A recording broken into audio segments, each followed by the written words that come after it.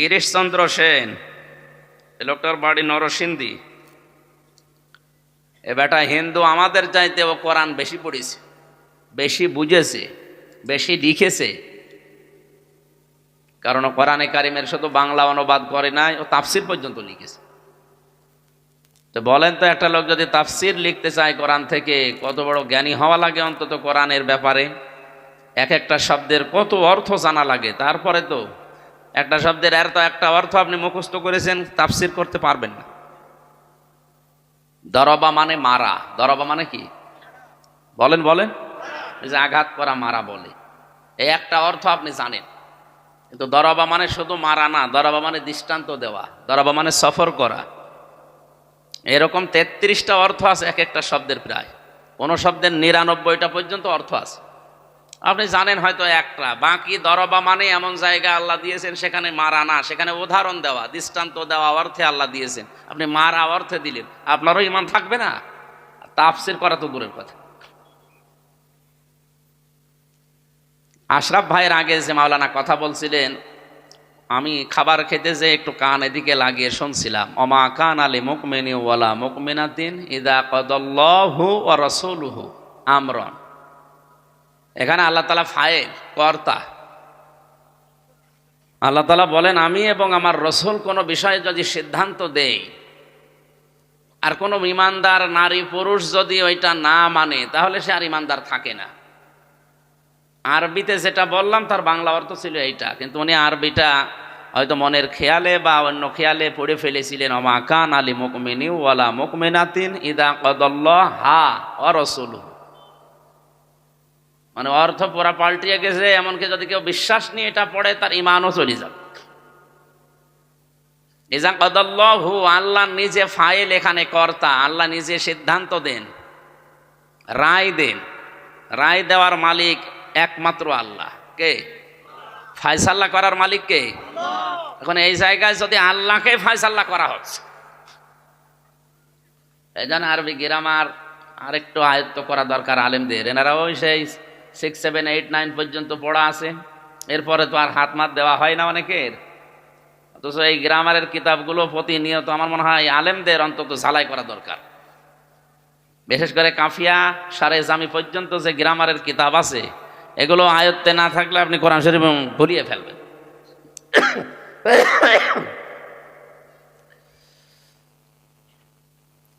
এই হিন্দু বেটা কোরআন শরীফের তাফসির পর্যন্ত করেছে। তে আমাদের চাইতে কোরআনও বেশি পড়েছে না কম পড়েছে? বুঝেছে আমাদের চাইতে অনেক বেশি। এখানে আশরাফ ভাই সহ যত আলেম বসে আছে, আমি সহ, বুকে হাত দিয়ে কেউ বলতে পারবে না যে আমি পুরা কোরআন শরীফের প্রতিটি শব্দের অর্থ জানি। কেউ পারবে না। অথচ আমরা সব কামেল পাস, অনার্স মাস্টার্স করা কোরআনের উপরে। আমার তো শুধু এই কোরআনের উপরেই তো সে ছোটবেলা থেকে কাটছে। এই 33 বছর বয়স এখন, এর ভেতরে আমার মনে হয় প্রায় 20-22 বছরই এর পেছনে। কারণ 5-এর পর থেকে তো এর পাঁচ ছাড়া অন্য লাইনে আমি যাইনি। কোরআনের উপরেই কামেল পাস, কোরআনের উপরে অনার্স মাস্টার্স করা, এর উপরেই গবেষণা চিন্তা ভাবনা যা। এরপরও পুরা কোরআনের প্রতিটি অর্থ আমার জানা নেই, ভুল হয়ে গেছে। পড়া আছে সব আমার, কিন্তু আবার রিপিট করা লাগবে, আবার স্টাডি করা লাগবে। আর বেটাই হিন্দু মানুষ, কি পড়া পড়িস। বাংলা অনুবাদ করেছে তো করেছে, পুরা কোরআনের তাফসির পর্যন্ত লিখেছে, আমাদের বিশ্ববিদ্যালয়ে পাওয়া যায়। তো বলেন, এই লোকটা কত কোরআন পড়লো জীবনে, কত লিখলো, কিরকম বুঝলো। কোরআন শুনেছেও সে বেশি আমাদের চাইতে, কিন্তু কপালে এবার হেদায়েত নেই। কেন? কারণ ওর মন ছিল না। কি ছিল না? ওর মন ছিল না। সারাটা জীবনের পেছনে ব্যয় করে ওর মন নেই, এই জন্য ওরে আল্লাহ হেদায়েত দেয়নি। মারা যাওয়ার পরে ওর জানাজা হয়েছে, কবরে দিয়েছে, কি করেছে? পুড়িয়ে ফেলেছে। এই পর্যায়ের একজন মানুষকে যদি মারা যাওয়ার পরে জানাজা না দেয়, পুড়িয়ে ফেলে, কবরে না দেয়, তা আমরা আর কতটুকুই বুঝেছি, আর কতটুকু এর কাছে এসেছি যে আপনাকে জোর করে হেদায়েত দেবে? কোরআন শরীফ যদি কাউকে হেদায়েতের পথে নিয়ে আসতে না পারে, বুঝতে হবে তার কপাল নষ্ট হয়ে গেছে।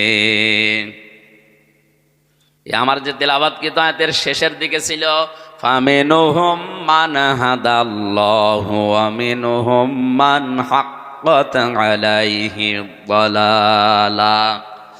আমি আল্লাহ এই কোরআনে কারিমের দ্বারা কিছু মানুষদেরকে হেদায়েতের পথ দেখায়, আর কাউকে এর সাথে বেয়াদবি করার কারণে উদাসীন থাকার কারণে তাকে কিছু মানুষকে আমি আল্লাহ গোমরা করে দেই, পথ ভ্রষ্ট করে দেই। জোরে বলেন নাউজুবিল্লাহ। আলেমরা আছেন, এর জন্য আমি অন্তত হাফ মিনিটে একটা কথা বলছি। আবার দাঁড়িয়েছেন কেন? বসেন। কালকে যেখানে আলোচনায় ছিলাম রাতের বেলা, ওখানে শেষ পর্যায়ে একজন আলেম উনিও কথা বলছিলেন, ইন্নামা ইয়াখশাল্লাহু মিন ইবাদিহিল উলামা। এই যে ইন্নামা ইয়াখশাল্লাহ হা হবে, এই জায়গায় কিন্তু আর হু হবে না। শরীর আসলে ভালো না, তো সাপোর্ট করছে না। এখানে যদি ফাইল মফল কেউ না বুঝে, একেবারে গলায় সুর আছে, টান দিয়ে পড়ে গেল, অর্থ এমন পাল্টিয়েছে যে ইমান থাকা দায়। সূরা ফাতিরের 28 নম্বর আয়াতের এই মাঝের অংশটুকু, ইন্নামা ইয়াখশাল্লাহা মিন ইবাদিহিল উলামা। আল্লাহ তাআলা বলেন, অবশ্যই পৃথিবীতে যারা আলেম তারাই আমি আল্লাহকে সবচাইতে বেশি ভয় করি। কিন্তু ইন্নামা ইয়াখশাল্লাহু মিন ইবাদিহিল উলামা, অবশ্যই আল্লাহ আলেমদেরকে বেশি ভয় করে।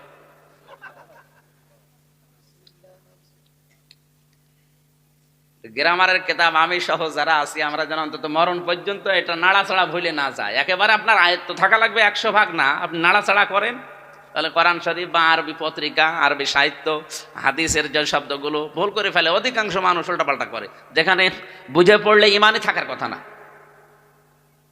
সূরা নসর দিয়ে যারা নামাজ পড়েন, ইদা জা নাসরুল্লাহি ওয়াল ফাতহ, যখন আল্লাহর সাহায্য আসবে হে নবী আপনি বিজয় দেখতে পাবেন। সাহায্য আসা লাগবে কার? এই যে নাসরুল্লাহ, আল্লাহর সাহায্য। নুন সাদ র, নাসর মানে সাহায্য, আর নুন সিন র, নাসর মানে শকুন। শব্দটা শুধু মুখ একটু গোল হবে আর মুখ একটু লম্বা হবে। এ মুরব্বী যেগুলো বসে আছে, আজ মনে করেন 80 বছর বয়সের, অন্তত 60 বছর তো নামাজ পড়ছে। 60 বছর নামাজ পড়তে যদি বলা হয় ইদা জা নাসরুল্লাহ হবে না নাসরুল্লাহ হবে, একটার শব্দের অর্থ হচ্ছে শকুন, আর একটা অর্থ সাহায্য। কোথায় শকুন আর কোথায় সাহায্য? যখন আসবে আল্লাহর শকুন, তখন আপনি বিজয় পাবেন। একটা কথা হলো, আশা করছি এই শব্দগুলো একটু খেয়াল করে পড়বেন। সূরা ইখলাস যারা পড়েন, আমার মনে হয় আমি আলেম হওয়ার পরেও আমার ভাই ভাতে এটা ধরেছিল, কুল হু আল্লাহু আহাদ কামেলে, যখন ভাই আমার এই প্রশ্নটা দিয়েছে, ওই সময় তো এমনিতেই ভয়তে থাকি।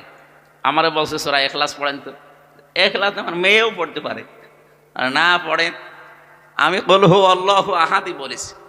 উনি বলছে কথা বলেন, আমি বললাম স্যার কি ভুল হয়েছে? বলছে না, অধিকাংশ মানুষ বলে কুল হু আল্লাহু আহাদ।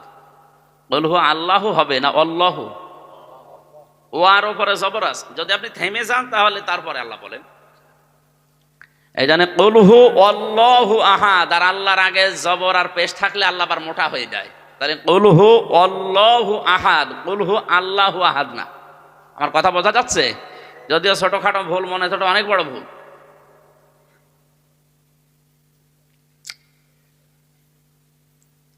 ডক্টর মরিস বোকাইলের নাম শুনেছি। এই যে বিজ্ঞান, সায়েন্স এবং কোরআন নিয়ে যে বইটা লিখে পৃথিবীতে ইতিহাস বানিয়ে দিয়েছে, এই লোকটা কোরআনে কারিমের সূরা নাস একটা মাত্র আয়াত চিন্তা ভাবনা করে মুসলমান তো হয়েছে, এমন মুসলমান হয়েছে আনাকম জানাকম মুসলমান না, মুসলমানের মতো মুসলমান হয়েছে। এই জন্য এটা যদি কাউকে ফিরিয়ে দেয় যে এও আপনাকে ভালো বানাতে পারছে না, আপনি বুঝবেন আপনার কপালে আর হেদায়েত নেই, জাহান্নামে আল্লাহ দেবে, এই জন্যই আপনি তৈরি হয়েছে। এজন্য আমাদের মন থাকা লাগবে গিরিশচন্দ্র সেনের মতো, নাকি? কোরআন সবাইকে হেদায়েত দেয় না। কোরআন হেদায়েত দেওয়ার জন্য এসেছে, কিন্তু সবাই এর কাছ থেকে হেদায়েত পায় না। পৃথিবীতে যে সূর্য ওঠে, সূর্যের আলো দুনিয়ায় পায় সবাই। এটা কবরস্থান নাকি? কোন দিকে তাকিয়ে আছেন? গল্প করছেন অনেকে, 1 ঘন্টা মতো একটু গল্প বন্ধ করে। সূর্যের আলো দুনিয়ায় সবাই পায়? না পায় না। অন্ধ আলো পায়? এখন এই দোষ কি সূর্যের না ওর চোখের? ওর চোখের দোষ। ওর চোখ যদি আমার মতো ভালো থাকতো, ও আমার মতো আলো দেখতে পেতো। কথা বলেন ঠিক কিনা? কোরআনে কারীম দুনিয়াতে এসেছে হেদায়েত দেওয়ার জন্য, কিন্তু এখান থেকে সবাই হেদায়েত পাচ্ছে না। বুঝতে হবে এ দোষ কোরআনের না, এ দোষ আপনার কপালের। দুধ একটা ভালো খাবার, আমরা জানি এটা খাবারের ভেতরে সর্বোৎকৃষ্ট বলা হয়, মধুর পরে এর স্থান। কোরআনে আল্লাহ সবচাইতে বেশি প্রশংসা করেছে খাবারের ভেতরে মধুর, এরপরে দুধের। দুধ এত বড় দামি খাবার। Milk is an ideal food বলা হয়, আইডিয়াল ড্রিঙ্ক না, অথচ এটা তরল। এটা তরল না নাকি? এটাকে ঘন থাকে সব সময়, তরল জিনিস। আইডিয়াল ড্রিঙ্ক বলার কথা ছিল যে আদর্শ একটা পানীয়, অথচ আইডিয়াল ফুড বলা হচ্ছে। দুধ যতক্ষণ পর্যন্ত মাখন না হয়, ঘি না হয়, জমাট না বাঁধে, দই না হয়, ততক্ষণ তো পাতলা থাকে। ওর নাম হওয়া দরকার ছিল আইডিয়াল ড্রিঙ্ক। বিজ্ঞান 12,000 খাবারের উপরে গবেষণা করে এই খাবারের উপরে তথ্য দিয়েছে। পৃথিবীর এই একটাই মাত্র খাবার যে খাবারের নাম দেওয়া হয়েছে আইডিয়াল ফুড। এই বাগধারা অনেকের প্রশ্ন করা হয় ভাই ভাতে, এটা মুখস্থ করে রেখেন, আপনাকে কিন্তু উলটপালট করে ফেলবে। Milk is an ideal food না আইডিয়াল ড্রিঙ্ক? Ideal food. আদর্শ খাবার বলার পেছনে বিজ্ঞান প্রমাণ করেছে দুইটা। দুনিয়ায় যত খাবার আছে 12,500-এর উপরে, এই সমস্ত খাবারগুলো খেলে আপনার শুধু ক্ষুধা মিটবে, পিপাসা মিটবে না। একটাই মাত্র খাবার আছে যেটা খেলে ক্ষুধাও মিটে যায়, পিপাসাও মিটে যায়, তার নাম দুধ, মিল্ক। দুধ ভালো জিনিস, খারাপ জিনিস আমরা সবাই জানি। এর প্রশংসা করলে এখন আমি মায়েদের জীবন দিয়ে হাজার হাজার কথা বলতে পারি। মেয়েদেরকে আল্লাহ দায়িত্ব দিয়েছেন, হে মেয়েরা তোমরা সন্তানকে কমপক্ষে 2 বছর দুধ দিও। যদিও দুধ না দিলে মায়ের গোনা হবে না। আইয়ুতিম্মার রদা, এটা মোজারে, এই মোজাক্কার। এটা কি? এটা পুরুষের জন্য আল্লাহ দিয়েছেন। মেয়েরা দায়িত্বটা পালন করে দেয় নিজের ইচ্ছায়। আমরা টাকা পয়সা দেই না, তারপরেও করে দেয়। এটা আমাদের উপরে অনুগ্রহ, দয়া।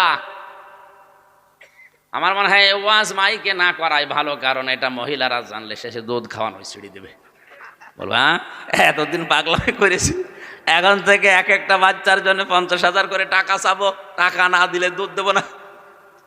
আমার ওয়াজ আবার আমার উপরে পড়বে, এ ওয়াজ করার দরকার নেই, ওদের উপরে পড়ে এরকম ওয়াজ করি।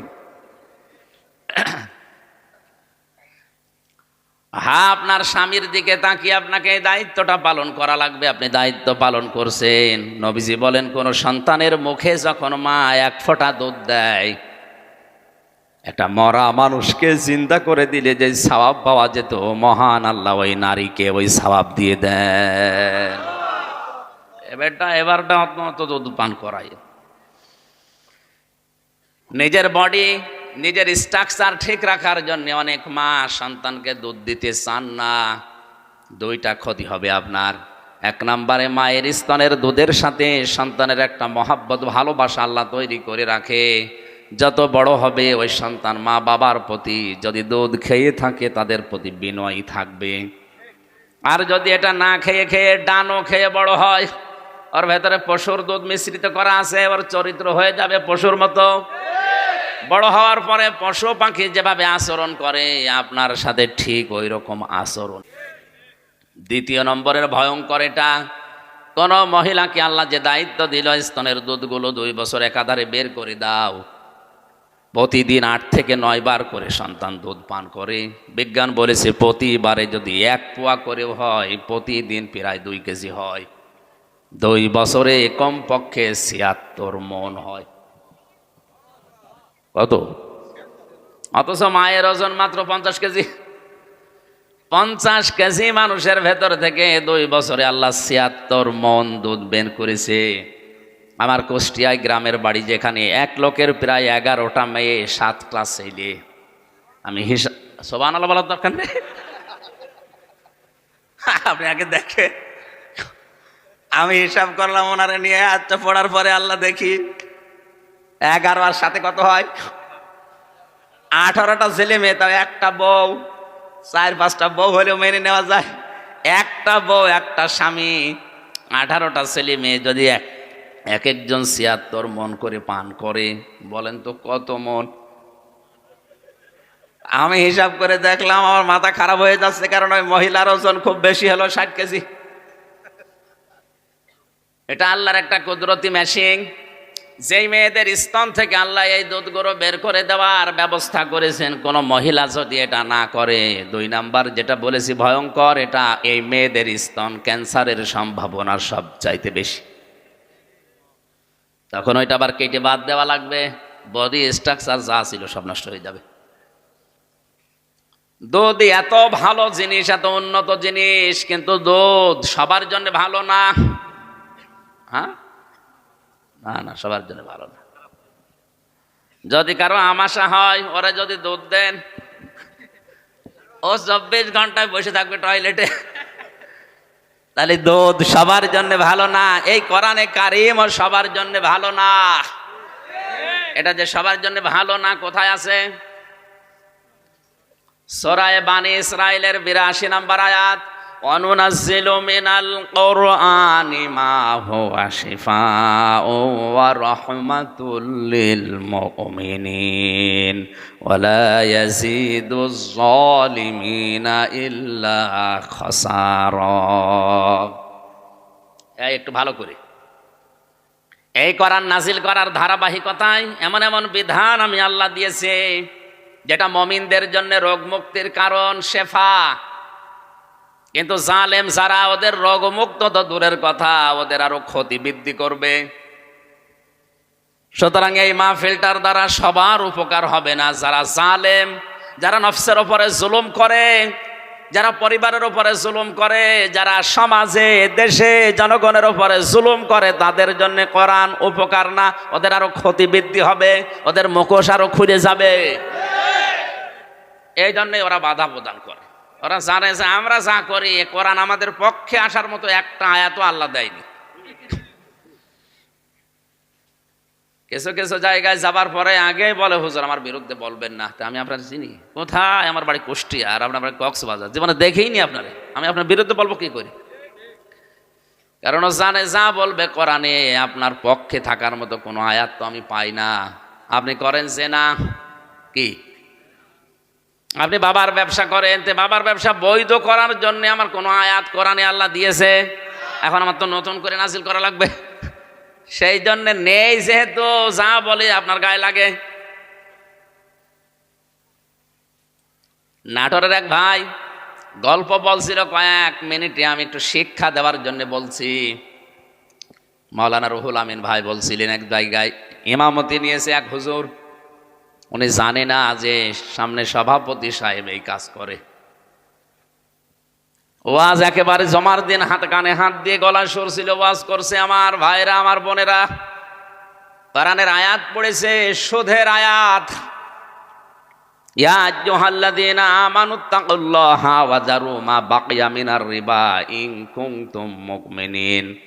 ঈমানদারেরা, আল্লাহকে ভয় করো, আর সুদের যে টাকা পয়সাগুলো তোমাদের সমাজে ছড়ানো আছে, টাকা পয়সা ছেড়ে দাও যদি ঈমানদার দাবি করো।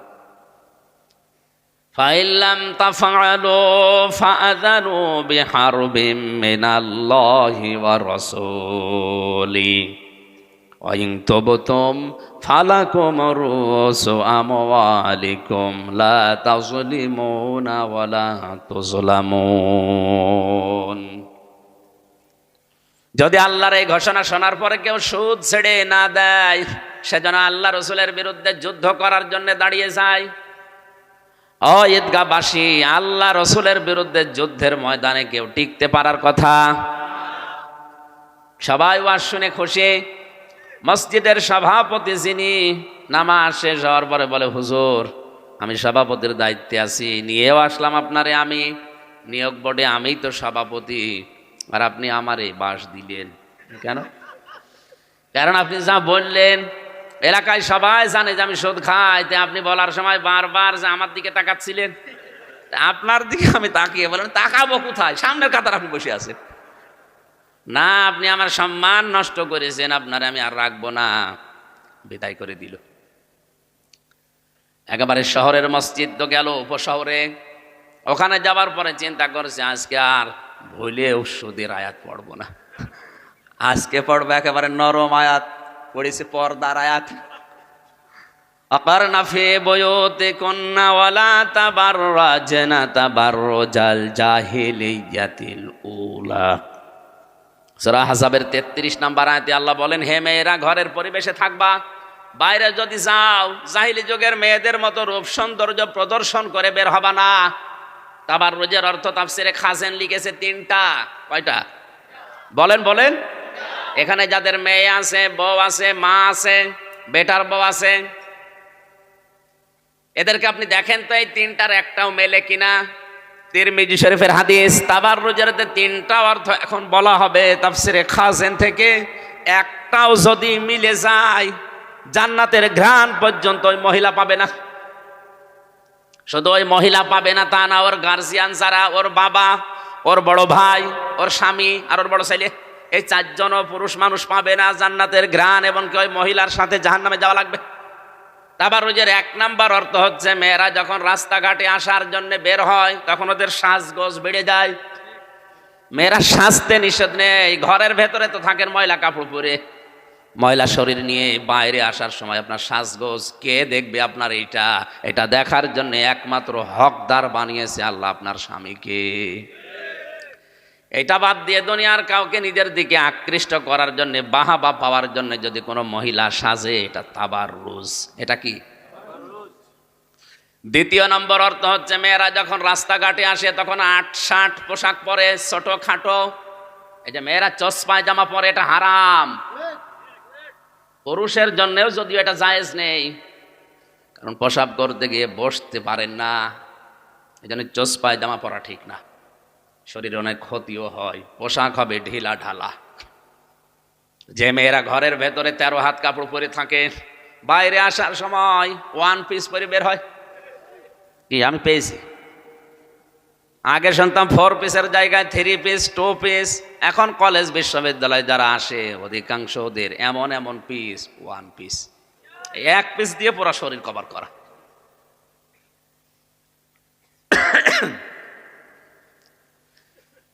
3 নাম্বার অর্থ হচ্ছে তাবাররুজের মেয়েরা যখন রাস্তাঘাটে আসবে বুক উঁচা করে, মাজা হেলে দুলে রাস্তায় চলবে। যারা এখানে আসি এই 3টা অর্থের সাথে মিলানো মানুষ দেশে আছে না নেই? 100 জনের প্রায় 98 জন। এই কথা বলেন। অনেক কানে হাত দিয়ে সুর করে ওয়াজ করছিল, মানুষ সবাই খুশি। তো সেক্রেটারি বলছে, হুজুর কি বললেন? আমার বউ ব্যারাকে চাকরি করে, সবাই জানে। তা আপনি একেবারে হাটে হাড়ি ভাঙলেন। আপনি যা যা বলছেন সবই তোমার মিলে যাচ্ছে। আপনি মনে হয় আমার উদ্দেশ্য করে বলেছেন, আপনারে আমি রাখবো না। শেষ পর্যন্ত দিলে বিদায় করে বলছে, গেলাম এমন জায়গায় একেবারে নাটোর চলন বিলের ভেতরে, অন্তত এখানে যেন এরকম মানুষ না থাকে। হ্যাঁ, ওখানে আছে। আজকে আমি আর সুদের আয়াত, পর্দার আয়াত কিছুই পড়বো না, বয়ান না করি, আরবিতে খুতবা দেবো যেন কেউ না বোঝে। বয়ান বাদ দিয়ে আরবিতে খুতবা দিয়ে একেবারে নামাজ পড়াচ্ছে। চিন্তা করছে এমন সূরা দিয়ে নামাজ পড়াবো, কোরআনে কারিমের দিল বলা হয় যেটা সূরা ইয়াসিন। নামাজ শুরু করেছে ইয়াসিন ওয়াল কুরআনিল হাকীম। গলা সুর ছিল তো, টান দিয়ে যখন পড়েছে মানুষ সবাই খুশি। নামাজের পরে সভাপতি, ক্যাশিয়ার যেটা আছে টাকা দেয়, ডাক দিয়ে বলে, হুজুর আপনি কি করলেন? মসজিদের সভাপতির নাম ইয়াসিন, আর ওর বাপ মরে গেছে, ওর নাম হাকিম। আপনি প্রথম দিন জমায় এসে ওই বাপ বেটার নামে দোয়া করেন, সূরা পড়েন। আমি যে ক্যাশিয়ার আপনারে টাকা দেব, আমার নামে কোনো সূরা নেই, আমি আপনার নামে সূরা পাবো কোথায়? আপনার নাম হচ্ছে বাবর আলী, বাবর আলীর নামে কোনো সূরা আছে না? আপনারে আমার নামে সূরা করা লাগবে আগামী জমায়, সামনের জমায়। যদি আমার নামে সূরা না পায় আপনার আমি টাকা দেব না। চিন্তা করছে সামনের জমায় বাবর আলী নামে কোনো সূরা আছে কিনা। কোরআন শরীফ পড়ে দেখে না বাবর আলী কোনো সূরা আছে, কিন্তু আজকে তো ওর নাম বলা লাগবে।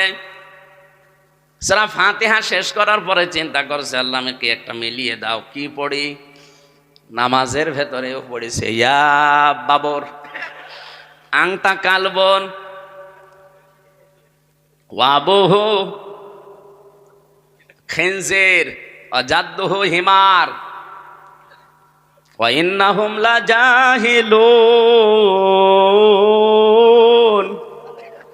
আল্লাহু আকবার বলার দরকার নেই, এটা আয়াত না, এর অর্থ একেবারে উল্টা পাল্টা। সুর দিয়ে যখন পড়েছে ক্যাশিয়ার তো খুশি, জাস্ট অন্তত আমার নামে একটা সূরা হয়ে গেছে। হুজুর এমন সূরার অর্থ বলেন, অর্থ বলেছে হে বাবর নিশ্চয় তুই কুকুর, তোর বাবা শুকর, তোর দাদা গাধা, তোর 14 বংশ মূর্খ জাত। আমি হাসির জন্য বলি নাই, বাস্তবে এটাই। জালেম যারা, এ জালেমদেরকে খুশি করার মতো কোনো আয়াত আল্লাহ কোরআনে দেয়নি, যা দিয়েছে সবর বিরুদ্ধে। এই জন্য ওয়ালা ইয়াজিদুজ জালিমিনা ইল্লা খাসারা, খাসার না খাসারা এখানে টান আছে। আমরা আজ যারা কোরআন শুনতে এসেছি, অন্তত আমাদের মন যেন আবু বকরের মতো হয়। আবু জেহেলের মতো হলেও নবী এসে যদি কোরআন শোনায় তাও আপনার হেদায়েত হবে না। কারণ এই কোরআন আল্লাহর নবী আবু বকরের সামনে পড়েছিলেন, আবু জেহেলের সামনেও পড়েছিলেন। আবু বকর কোরআন শোনার পরে তার ঈমান বেড়ে গেছে, আর আবু জেহেল কোরআন শোনার পরে ওর শয়তানি বেড়েছে। এখানে যদি আবু বকরের মতো মন নিয়ে বসেন, আল্লাহর কসম আজকের তেলাওয়াত কিন্তু আয়াতে আপনার ঈমান বাড়বে যদি বুঝে থাকেন। আর যদি আবু জেহেলের মতো মন নিয়ে বসেন, আমি হামজা না, কিয়ামত পর্যন্ত নবী যদি আসে আপনার হেদায়েত হবে না। হেদায়েত পাওয়ার মন আমাদের আছে তো? হ্যাঁ ইনশাআল্লাহ আমরা ওই রকম নিয়ত নিয়ে বসছি। দরুদ আর সালাম পাঠ করে আজকের নির্ধারিত আয়াত দুইটা, সূরা নাহালের 35 এবং 36 নম্বর আয়াত। মাওলানা আলী হোসেন ফারুকি পড়েছিলেন আহজাবের 36 নম্বর আয়াত, আমরা পড়েছি সূরা নাহালের 36 নম্বর আয়াত। আজকের আলোচনার বিষয় ইবাদতের তাৎপর্য এবং বিশ্লেষণ।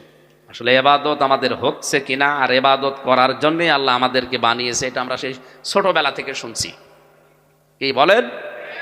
আমা খালাকতুল জিন্না ওয়াল ইনসা ইল্লা লিয়াবুদুন। মানুষ আর জিন আমি বানাইনি, তবে বানিয়েছি একটা মাত্র উদ্দেশ্য নিয়ে, যে তারা আমার ইবাদত করবে। ইবাদত একটা ব্যাপক অর্থবোধক শব্দ।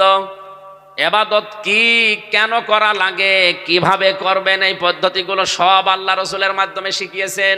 তিনটা কথা বললাম, ইবাদত কি, কেন করা লাগবে, আর কিভাবে করা লাগবে, সব পদ্ধতি দিয়েছে কে, দেখিয়েছে কে? রসুল। বলেন কে?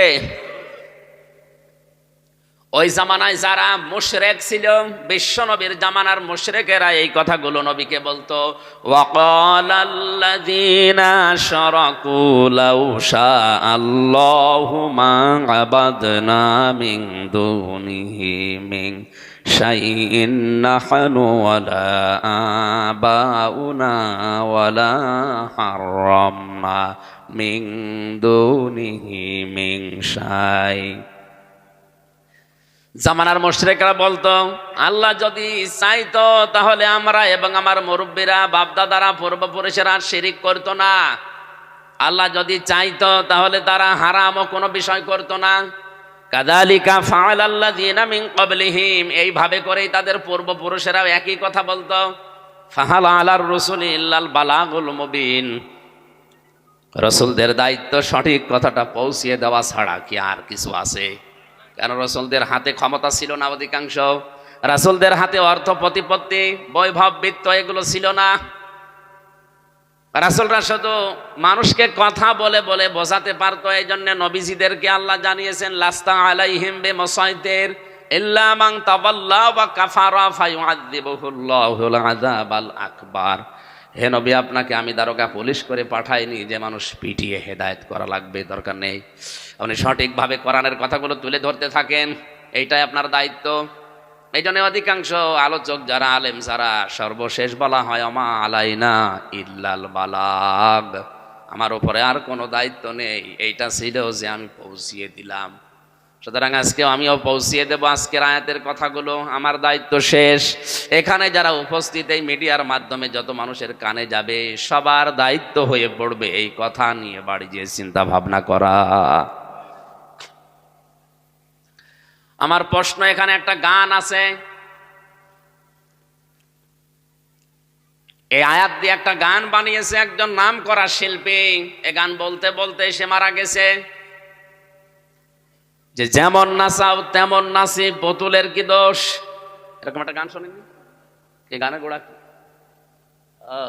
আপনারা তো এই লাইনে না, এই লাইনের লোক নেই এখানে।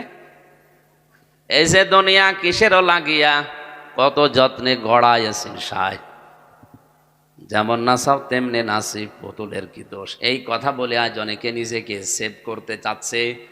এই কথা মুশরিকদের, লাউশা আল্লাহু মা আবাদনা মিন দুনিহি মিন শাইইন নাহনু ওয়ালা আবাউনা ওয়ালা হাররামনা মিন দুনিহি মিন শাই। ১৫০০ বছর আগে মুশরিকরা এটা বলতো যে আল্লাহ যদি চায় তাহলে আমরা আমার পূর্বপুরুষেরা শিরিক করতাম না, আল্লাহ চাচ্ছে এই জন্যই আমরা করি। অনেক মানুষের প্রশ্ন, আমার কপালে যা লেখা আছে আমি তো সেইটাই করব, এটা আমার দোষ কি? বলেন, এটা বলেন না কেন? সবে কদরে সবে বরাতে যেহেতু আমার ভাগ্য লিপিবদ্ধ হয় যে 1 বছর আমি কি খাবো কি করব, তাহলে আমার খারাপ হওয়ার পেছনেও দায়ী আল্লাহ, ভালো হওয়ার জন্যও দায়ী আল্লাহ, আমার কোনো অসুবিধা নেই। মানুষের ভাগ্য 2 প্রকার, এটা সঙ্গে সঙ্গে লেখা হয় আর একটা আগের থেকে লিখে রাখা হয়। এই যে মোবাইলটা, কোথায় চাপ দিলে খুলবে, কোথায় চাপ দিলে এটা বন্ধ হয়ে যাবে, এটাকে এখন আমি দিলাম নাকি যখন বানিয়েছে তখন দেওয়া আছে? এক কথা বলে না কেন? যখন বানিয়েছে তখন এর ভেতরে ডিভাইস দেওয়া আছে যে আপনি লাল বাটনে টিপ মারলে এটা বন্ধ হয়ে যাবে, সবুজ বাটনে টিপ মারলে এটা খুলবে, এটা দেওয়া আছে। মনে করেন 5 বছর আগে যখন এটা বানিয়েছে। এখন যদি এই জায়গায় এসে আপনি কিয়ামত পর্যন্ত গোতাগুতি করেন, লাল বাটন বাদ দিয়ে কিয়ামতের আগে এটা খুলবে। বলেন বলেন, এখন দোষ কি আমার নিজের না এই মোবাইলের? আপনার কপালে যা লেখা আছে আপনি তাই করছেন, বিষয়টা এমন না আপনি এরকম করবেন। এটা যেহেতু আল্লাহ ভবিষ্যৎ পর্যন্ত জানে, এই জন্য উনি আগে লিখে রেখেছেন এই পদ্ধতিগুলো।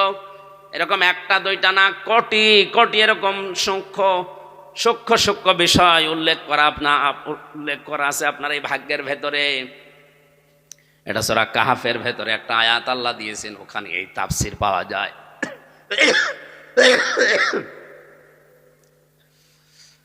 কক্সবাজারবাসী একটু খেয়াল করে শোনেন, আমরা বাস্তবে যেটা মনে করছি, মুশরিকরা যেটা বলতো আমরা ওটা বলে পার পেয়ে যাবো। এই গান লিখেছে যে, ও তো এই কথার দিকে তাকিয়েই লিখেছে যে আমার তো কোনো দোষ নেই। না, আপনার থেকে আগে থেকে এই ডিভাইসগুলো দেওয়া আছে যে এই রাস্তায় গেলে আপনি জান্নাত পাবেন, এই রাস্তাগুলোয় গেলে আপনি জাহান্নাম পাবেন। এটা আগে থেকে লিখে দিয়ে কিতাব আকারে আল্লাহ আমাদের আরো বেশি দয়া করে পাঠিয়ে দিয়েছেন কোরআন। প্রশ্নপত্রে হাতে পাওয়ার পরেও যদি কোনো মানুষ ফেল করে, এ দোষ আল্লাহর না ওর কপালের। আল্লাহ রাব্বুল আলামিন বলেন রাসূলদের দায়িত্ব শুধু ছিল পৌঁছিয়ে দেওয়া সঠিক, তাছাড়া তাদের আর দায়িত্ব ছিল না, কারণ তাদের হাতে ক্ষমতা নেই, বিত্ত বৈভব টাকা পয়সার মালিক তারা বেশি ছিল না। মাত্র 2 জন নবী ছিল দুনিয়াতে, বাদশাহ, আর বাকি নবী অধিকাংশ সব ছিল গরিব মানুষ। হযরতে সুলাইমান নবী, হযরতে দাউদ নবী, এই 2 জন বাদ দিয়ে পৃথিবীর সব নবী ছিল কি? কেউ রাজা ছিল, কেউ বাদশাহ ছিল, সব সাধারণ মানুষ ছিল। এদের দায়িত্ব কি ছিল জানো? ওয়ালাকাদ বা'আসনা ফি কুল্লি উম্মাতির রাসূলা। রসুলা দেয়নি, রসুলা। বহু বছর 1 বছর দিয়েছেন। খুব ভালো করে খেয়াল করেন, ওয়ালাকাদ শব্দ শুরু করার আগে আল্লাহ লাকাদ দিয়েছেন। লাম একটা, কদ একটা, যদিও লাকাদি একটা, এরপরে আবার লাম একটা, কদ একটা, 2 বার তাকিদ দিয়ে গ্যারান্টি দিয়ে আল্লাহ আগের আয়াতের সাথে মিল করে বললেন, আমি প্রতিটি জনপদের জন্য রাসূল পাঠিয়েছিলাম। প্রত্যেকটা রাসূলের কর্মসূচি ছিল 2টা। প্রতিটি নবী তার জাতির লোকের কাছে এসে এই কথা বলতো, আনি আবুদুল্লাহ, আল্লাহর ইবাদত করো। কার? বলেন বলেন কার? আপনি মিলাবেন এখান থেকে আদম নবী থেকে শুরু করে মুহাম্মদুর রাসূলুল্লাহ পর্যন্ত প্রত্যেকের দাওয়াতের পদ্ধতি দুইটা। প্রতিটি নবী এসে বলেছে আনি ইবুদুল্লাহ, আল্লাহর ইবাদত করো। এই জন্য নবীদের ইবাদতের ভেতরে কোনো ঝামেলা আমরা পাইনি। হযরত আদম নবীর যা ছিল লা ইলাহা ইল্লাল্লাহ, কালেমার শেষের অংশ হয়তো নামের সাথে মিলিয়ে পাল্টিয়ে গেছে, আদম সফিউল্লাহ, লা ইলাহা ইল্লাল্লাহ মূসা কালিমুল্লাহ, লা ইলাহা ইল্লাল্লাহ ঈসা রুহুল্লাহ। আমাদের ক্ষেত্রে আছে লা ইলাহা ইল্লাল্লাহ মুহাম্মাদুর। জবান খুলে কালেমা পড়েন লা ইলাহা ইল্লাল্লাহ মুহাম্মাদুর রাসূলুল্লাহ। এবার বলেন হযরতে আদম থেকে আমাদের নবী পর্যন্ত লা ইলাহা ইল্লাল্লাহ সব জায়গায় আছে না নেই? কোন নবীর ভেতরে লা ইলাহা ইল্লাল্লাহর বাইরে ছিল? বলেন বলেন। এজন্য ইবাদতে কোনো ঝামেলা আমরা পাইনি। কিন্তু আজ আমরা শুধু লা ইলাহা ইল্লাল্লাহ এক থাকার পরও ইবাদত এখন আর এক নেই। চরমনার ময়দান থেকে যে ইবাদতের নিয়ম আসে ৮ রশির সাথে মেলে না, এই কথা বলা লাগবে। চরমনার ময়দানের জিকির একরকম, ৮ রশির জিকির আবার আরেক রকম, ফোরফোরার শরীফের জিকির আবার আরেক রকম, চট্টগ্রামের মরহুম মাওলানা আব্দুল সাব্বারের জিকির আরেক রকম, এক একজনের জিকির এক এক রকম। এখন সঠিকটা পাওয়ার জন্য আশা লাগবে কার কাছে? কোরআনে কারীম জানিয়েছে জিকির করার পদ্ধতি 4টা। কয়টা? শব্দ 4টা। কয়টা? আপনি যদি জিকির করেন ইবাদত হিসাবে, জিকির কিন্তু একটা ইবাদত। জিকির কি? ইবাদত হিসাবে করলে অবশ্যই নবীজি তার জীবনে এটা করেছে না করে নাই? নবীজির এই 63 বছরের জীবনে 23 বছর যেটা নবুয়তের জিন্দেগি, অবশ্যই তিনি জিকির করেছেন, নয়তো কোরআনে থাকতো না। এই কথা বলা লাগবে। জিকির উনি করেছেন কয়টা শব্দ দিয়ে? 4টা। বলেন কয়টা? পদ্ধতি ছিল 4টা। কয়টা? আল্লাহ রাব্বুল আলামিন বলেন আযকুর রাব্বাকা ফি নাফসিকা তাদাররুআন ওয়া খাইফাতান ওয়া দুনাল জাহরি মিনাল কওলি বিল গুদুবি ওয়াল আসাল।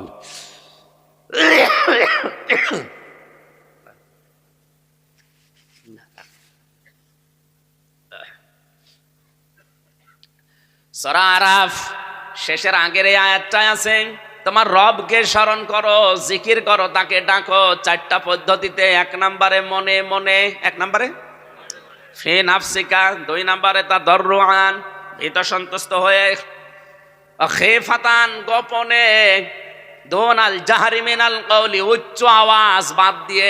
কয়টা পদ্ধতি পেলাম? 4টা। বলেন। 1 নম্বরে মনে মনে জিকির করবেন, 2 নম্বরে ভীত সন্তুষ্ট হয়ে, 3 নম্বরে গোপনে মৃদু স্বরে, 4 নম্বরে উচ্চ আওয়াজ চেঁচামেচি বাদ দিয়ে। তাহলে সারা বাংলাদেশের 48,000 দরবার এখন, এর চাইতে বেশি এখন। আমি তো 3 বছর জেলে ছিলাম, আমি জানি না। এর আগের জরিপ বলছি 20 সালের, 48,000 পীর এখানে এই দেশে। এতগুলো দরবার আছে। বলেন বলেন। এই দরবারগুলোতে গেলেই প্রথমে যে ইবাদত দেয় তার নাম কি? জিকির। কি দেয়? এটা যেহেতু ইবাদত, জিকির দিয়ে দিচ্ছে। এই 4টা শব্দের সাথে মিলানো লাগবে। সুবহানাল্লাহ, আলহামদুলিল্লাহ, লা ইলাহা ইল্লাল্লাহ, আল্লাহু আকবার, এই 4টা। আর জিকিরের এই 4টা শব্দ বাদ দিয়ে যা আছে ওগুলো দোয়া দরুদ, ওগুলো জিকির ইবাদত হিসাবে করলে। শব্দ ছিল নবীজির এই 4টা। সিস্টেম বা পদ্ধতি ছিল কয়টা? যেই দরবারে যাবেন আমি নিষেধ করছি না, এই 4টা শব্দ দিয়ে জিকির দেয়। আর এই 4টা নিয়মে যদি করতে বলে, এমন ভাবে জিকির আরম্ভ করেছে ফজরের আজানের আগে এলাকার অসুস্থ মানুষের ঘুম ভেঙে যায়। আপনার এই নফল ইবাদত করতে গিয়ে যদি কোনো মানুষের ঘুমের ডিস্টার্ব হয়, বিঘ্ন হয়, তাহলে আপনি শেষে সওয়াবের পরিবর্তে আরো গুনাহ হয়ে যাবে। ইবাদত প্রত্যেকটি নবী এসে জানিয়েছে আনি ইবুদুল্লাহ, আল্লাহর ইবাদত করো। এখানে শব্দের দিকে তাকান, আনি ইবুদুল্লাহ, হা আছে, আনি ইবুদুল্লাহ, হু যদি কেউ বলে আল্লাহ আমাদের ইবাদত করেন, ইবাদত করা লাগবে আমাদের না আল্লাহর? বলেন বলেন, ইবাদত কি? দ্বিতীয় নম্বর বলেছে অজিতানিবুত তাগুত, আর তাগুত ছেড়ে দাও। তাগুতের অর্থ আবার চারটা, আমরা সামনে যাব ইনশাআল্লাহ। প্রতিটি নবী যখন বললেন যে আল্লাহর ইবাদত করো, তাহলে আল্লাহর ইবাদতটা কি? ইবাদত প্রধানত আমাদের এই মানব জীবনে 9টা, 9 প্রকার। আমি 9 শ্রেণীতে ভাগ করে পেয়েছি কোরআনে কারিমে এবং হাদিসে। 1 নম্বরে মানুষ যদি ইবাদত আরম্ভ করে, তার ব্যক্তিগত জীবন থেকে শুরু করা লাগবে। ব্যক্তিগত জীবনের ইবাদত কি? একটু এই মাসলাটা একটু খেয়াল করবেন, হ্যাঁ, যারা আলেম আছেন তারা। এইদিকে তাকান। আমার এই 33 বছর বয়স, আমি যত ভালো ভালো কাজ দুনিয়ায় করেছি, নামাজ, রোজা, হজ, যাকাত, মানুষকে দান সাদকা করা, যত ভালো কাজ দুনিয়ায় করেছি, পাপের কাজগুলো নয়, বাদ দিলাম। ভালো কাজ আমি যতটুকুই করলাম এই 33 বছর বয়স পর্যন্ত, এটা আল্লাহর দরবারে কবুল হয়েছে কিনা এটা বোঝা যাবে। 100% বোঝা যাবে। হাদিস তিরমিজি শরীফ, নবীজি বলেন মানুষের ইবাদত বন্দেগী কবুল হয়েছে কিনা বুঝতে পারবে তখন যখন দেখবে ওই লোকটা মানুষের সাথে আচরণ কেমন করে। মানুষের সাথে যদি ও হাসি মুখে কথা বলে, ওয়াকুলু লিন্নাসি হুসনা, মানুষের সাথে হাসি মুখে কথা বলাও ইবাদত। আর এগুলো যখন আল্লাহ দেখে, তখন আস্তে আস্তে জাহান্নামের কাজ থেকে ওকে সরিয়ে জান্নাতের কাজের দিকে এগিয়ে দেয়। এটা কোরআনে নেই। কোথায় আবেগে বলছেন আপনি? হ্যাঁ আছে, উনি হয়তো জানে না। সূরা আলে ইমরান 4 নম্বর পারা 13 নম্বর পৃষ্ঠার 12 নম্বর লাইনে 185 নম্বর আয়াতে আছে, মাঝের অংশে আছে, ফামান যুহজিহা আনিন নারি ওয়া উদখিলাল জান্নাতা ফাকাদ ফাজ। আল্লাহ পাক বলেন ওই লোকটার জীবন সফল যাকে আমি আল্লাহ আস্তে আস্তে করে জাহান্নামের কাজগুলো থেকে সরিয়ে সরিয়ে জান্নাতের কাজের দিকে ঠেলে দেয়। এ তাওফিক সবার হয় না। যাদের জীবনের ইবাদত বন্দেগী আল্লাহর কাছে কবুল হয়, তাদেরকে আল্লাহ এই রাস্তা থেকে সরিয়ে সরিয়ে জান্নাতের কাজগুলো করার তাওফিক দেন। জোরে বলেন আল্লাহু আকবার। কাদের জীবনে এমন হচ্ছে আমি জানি না। তাহলে ব্যক্তিগত জীবনের ইবাদতগুলো আমাদের ঠিক করা দরকার। কথা থেকে শুরু। এমন কোন কথা মানুষের সামনে বলা যাবে না যে কথা বললে মানুষের অন্তরে দুঃখ লাগে। আর আমরা দুঃখ না, মানুষের অন্তর চিরে ফেটে মরে যাক, তারপরেও কথা আমার বলাই লাগবে। এক একটা শব্দের ভেতরে লক্ষ লক্ষ কথা লুকিয়ে আছে। আমার সময় দিয়েছে মাত্র 1 ঘন্টা 10 মিনিট, এই জন্য খুব তাড়াতাড়ি করছি। দ্বিতীয় নম্বরের মানুষের ইবাদত হচ্ছে তার পারিবারিক জীবনে। কোন জীবনে? পারিবারিক জীবনে সবচাইতে বেশি হকদার আপনার কাছে আপনার মা, এরপরে মা, এরপরে মা, এরপরে বাবা, এরপরে স্ত্রী। এইদিকে তাকান। কয়বার বলেছি মার কথা? পরপর 3 বার মায়ের কথা দেওয়ার পরে 4র্থ নম্বরে বাবা, এরপরে আছে আপনার স্ত্রী, ভালো ব্যবহার পাওয়ার ক্ষেত্রে এদের তালিকা, এরপরে সন্তানাদি, এরপরে আপনার পরিবারস্থ লোকগুলো, এরপরে আপনার প্রতিবেশী, এরপরে আস্তে আস্তে তামাম দুনিয়া। এই সিরিয়ালটা মনে হয় আমি বানালাম। কোথায় আছে বলেন তো? সূরা বাকারা 2 নম্বর পারার 12 নম্বর পৃষ্ঠার 12-13 নম্বর লাইনে আছে, 214-15 নম্বর আয়াত। ইয়াসআলুনাকা মাযা ইউনফিকুনা কুল মা আনফাকতুম মিন খায়রিন ফালিল ওয়ালিদাইনি ওয়াল আকরাবিন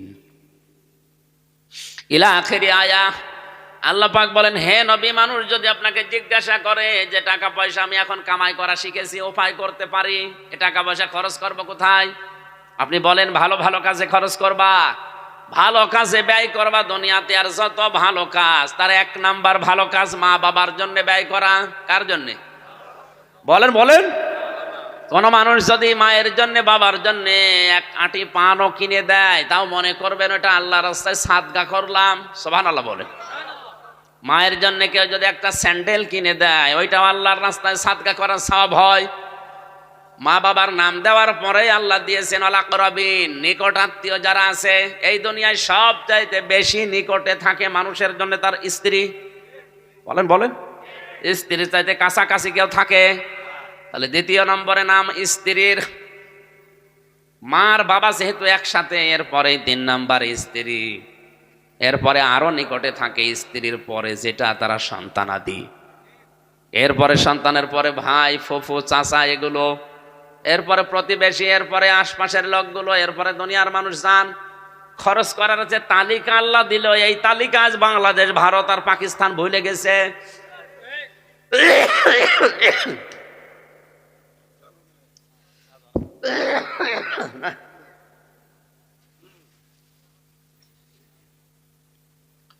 বাংলার মুসলমানেরা আল্লাহর দেওয়া তালিকা বাদ দিয়ে মা বাবা, স্ত্রী, সন্তান, নিজের নিকটস্থ লোক, আত্মীয়, প্রতিবেশী, এগুলো বাদ দিয়ে একবারে আপনি যদি সিলেটে চলে যান, ওটা কিয়ামতের আগে কবুল হবে? অধিকাংশ মানুষ তো তাই করে। এই শীতে মায়ের খবর নেই, বাবার খবর নেই, স্ত্রীর জন্য খরচ নেই, সন্তানের জন্য নেই, উনি দোয়া চাওয়ার জন্য চলে যাচ্ছে সিলেটে আর বরিশালে। এই কথাগুলো বলতে গেলে ওদের ব্যবসায় ভাটা পড়ে, বিশেষ করে বেশি ভাটা পড়ে ফরিদপুরের ওদের। তখন ওরা আন্দাজে একটা কথা ছড়ায় যে উনি পীর বিরোধী, উনি বাবা বিরোধী। হ্যাঁ, আমি বাবা বিরোধী, আসল বাবা না, নকল বাবাগুলোর। আল্লাহর কসম, কোরআন আমার সামনে আছে, আল্লাহর এই তালিকা বাদ দিয়ে কেউ যদি বরিশালে, কেউ যদি সিলেটে, চট্টগ্রামে এদেরকে খাওয়াতে যায়, ওদের খাওয়ানো আর ছাগল খাওয়ানো সমান কি? ওদের না খাওয়িয়ে ছাগল খাওয়ানো ভালো, কারণ ছাগল জবাই করলে গোশত পাওয়া যাবে, আর ওদের এমন এমন শরীর, জবাই করলে গোশত খাওয়া যাবে। অধিকাংশ পীর নামে কলঙ্ক, এত বড় বড় পেট, মহিলারা লজ্জা পায়, আল্লাহ ছেলে মেয়ে হয় আমাদের, আর পেট হয় কি ভড়ি বানিয়ে, এত বড় বড় ভড়ি হয়, ও কোন মারা যায় ভড়ির উপরে, আওয়াজ হয় ফটফট করি। দুইটা জিনিস বাদ দিলে ওর কিচ্ছু নেই, একটা জহব্বা আর পেট, এই দুটা বাদ দিয়ে দেন, কিচ্ছু থাকে না।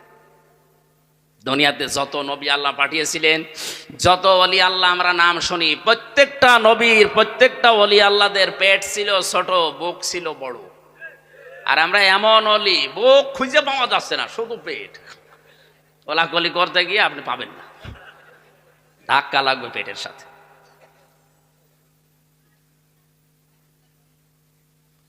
এর বাইরে রাজনৈতিক দলে যারা আছে, এদের আবার জহব্বা যাই হোক, এদের ভড়িটা আছে, আর একটা জিনিস রাখে, এই মোষ। এত বড় বড় মোষ রেখে দিয়েছে, মনে আছে জেনারেল ওসমানী। বড় মশলা মানুষগুলো দেখলে আমার মনে হয়, আল্লাহ, এই মানুষগুলো মধু খায়, দুধ খায়, ঘি খায়, মাখন খায়, দই খায়, কি করে খায়? এ তো খাওয়ার কথা না। কুষ্টিয়ার বড় বাজারে একবার এক চাষারে বললাম, চাষা, আপনার বয়স তো খুব বেশি না, এ মোষগুলো তো কয়েকদিন আগেও কাঁচা ছিল, পাকলো কবে? বাবাজি, মোষ পাকা না, সকালে দুধ খেতে যে সর লেগেছে। মোষের বহর দেখেছেন? খরচের তালিকাটা সূরা বাকারা থেকে আপনি নেবেন। পারিবারিক জীবনের ইবাদতেও হাজার হাজার কথা আল্লাহ দিয়েছেন। 3 নম্বরে আমরা পাই সামাজিক জীবনের ইবাদত। সমাজ যে একটা ইবাদতের জায়গা, এটা আজ আমরা ভুলেই গেছি। জাহান্নামে যাওয়ার যতগুলো কারণ আমি কোরআনে পেয়েছি উল্লেখযোগ্য 4টা, তার 2 নম্বরেই অলাম নাকুনুতি ইমুল মিসকিন, যারা এতিম মিসকিনদের খাবার দেয় না, খোঁজ খবর রাখে না, দারিদ্র মুক্ত সমাজ গঠনের জন্য ভূমিকা পালন করে না, এরা নামাজ পড়, এরা মুসলমান দাবি করলেও জাহান্নামে যাবে। আব্দুল্লাহ বিন মুবারকের সামাজিক জীবনের ইবাদত লক্ষ্য করেন। এত বড় আলেম, যার নাম এখানে এমন কেউ নেই জানে না। উনি হজে যাওয়ার জন্য টাকা জোগাড় করলেন, বেডিং খাতা বেঁধে যাবেন, হঠাৎ করে দেখেন তার ছোট্ট একটা ছেলে, 8, 9, 10 বছর বয়স হবে, কাঁদতেছে। ডাক দিয়ে বলে, বাবা কাঁদো কেন? ছেলেটা বলে, আব্বা, আমি ওই পাড়ায় গিয়েছিলাম, যে দেখি ওরা গোশত রান্না করছে, আমি চাইলাম, আমারে দিল না, আমার ঘাড়ে ধাক্কা দিয়ে দাঁড়িয়ে দিল, আমার মনে দুঃখ লেগেছে, এই জন্য আমি কাঁদছি। আব্দুল্লাহ বিন মুবারক সন্তানের কান্না থামানোর জন্য নিয়ে গেলেন ওই লোকটার বাড়িতে। বাড়িতে যে সালাম দিলেন, আসসালামু আলাইকা ইয়া, আসসালামু আলাইকুম ইয়া আহলাল বাইত। বাড়ির ভেতর থেকে মালিক বেরিয়ে দেখে আব্দুল্লাহ বিন মুবারক দাঁড়ানো। বলে, হুজুর এত বড় আলেম আমার বাড়ির সামনে, চলেন ভেতরে, কি করি আপনার জন্যে? উনি বললেন, না, আমার এই সন্তানের কান্না থামানোর জন্য আমি এসেছি। তোমাদের বাড়িতে গোশত রান্না হয়েছে? বলে, হ্যাঁ। আমার ছেলেটা এসেছিল? বলে, হ্যাঁ। সে এসে? বলে, হ্যাঁ। দাও নাই কেন? কথা বলে না। চোখের পানি ফেলে দিয়ে বলে, হুজুর দুঃখের কথা বলবো কি, আজ 3 দিন আমার বাড়িতে আগুন জ্বলছিল। আমি ময়দানে গিয়েছিলাম কাজের সন্ধানে, কিন্তু কাজ পাইনি।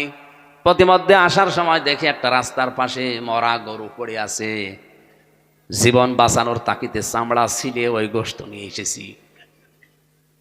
পরিবারস্থ লোকদের জীবন বাঁচানোর তাকিতে এটা আমরা খাচ্ছিলাম, আমাদের জন্য এটা জায়েজ আছে, কারণ আমাদের উপায় নেই এখন। কিন্তু এই ছেলেটা তো আপনার, আমি চিনি আপনাকে, ছেলেটাও চিনি, আপনি তো সাহেবে মাল, আপনি তো ধনী মানুষ। জাকাত ফেতরায় আপনারা খান না, আরো দেন। এ মরা গরুর মাংস আপনারা খাবেন, এ মরা গরুর গোশত যদি আপনার ছেলেকে না দিয়ে ভুল করে থাকি, মেহেরবানি করে আমারে মাফ করে দেন। আব্দুল্লাহ বিন মুবারক কেঁদে ফেললেন, ডাক দিয়ে বলে, আল্লাহর বান্দা, আপনি আমার এলাকায় বাস করেন, এত বড় কষ্টে আছেন, আমি খোঁজ নিতে পারলাম না, কিয়ামতে আমার এই আল্লাহর কাছে আসামির কাঠ গড়ায় দাঁড় করাবেন না? বলেন, দাঁড় করাবেন না? বলেন। বারবার ওনার হাত চেপে ধরে, পা চেপে ধরে, বারবার ওনার কাছ থেকে মাপ চাওয়ার চেষ্টা করে। দৌড় দিয়ে বাড়িতে গিয়ে হজে যাওয়ার টাকাগুলো নিয়ে আসলেন, ব্যাটিং খেতা খুলে ফেলে দিলেন, বললেন যাব না। টাকা পয়সা নিয়ে লোকটার হাতে দিয়ে বলে, আল্লাহর বান্দা, আমি নফল হজে যাচ্ছিলাম, কারণ ফরজ হজ আমি এর আগেই করেছি, নফল হজে যাওয়ার আমার আর দরকার নেই। এই টাকাগুলো নেন, পরিবারস্থ লোকদের খাবার কিনে খাওয়ান, বাকি টাকা দিয়ে আপনি ব্যবসা বাণিজ্য করেন, প্রতিষ্ঠিত হন। জীবনে এই টাকা আমারে আর ফেরত দেওয়া লাগবে না, আমি আল্লাহর রাস্তায় আপনাকে দান করে দিলাম। ওই রাতে তাকে স্বপ্ন দেখানো হচ্ছে, আব্দুল্লাহ বিন মুবারক,